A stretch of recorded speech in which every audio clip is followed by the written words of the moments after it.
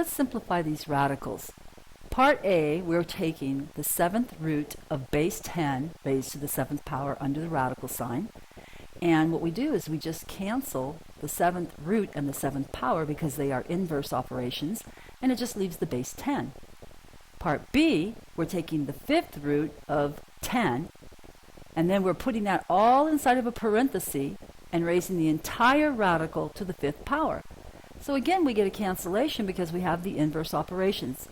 The 5 on the in the index and the 5 in the exponent position are going to cancel each other, just similar to what it did in part A, except this time the power, the exponent, is on the outside, but they're still inverse operations. They cancel.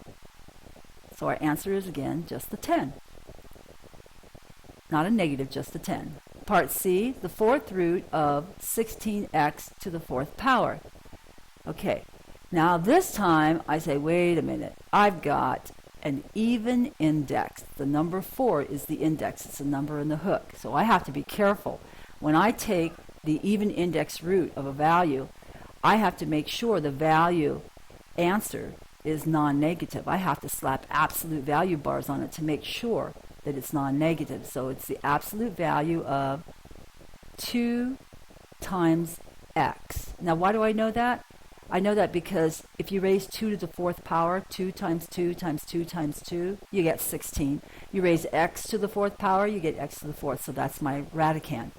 Now, we can break apart the absolute value since we have factors multiplying. It's equal to the absolute value of the first factor, 2 times the absolute value of the second factor, x.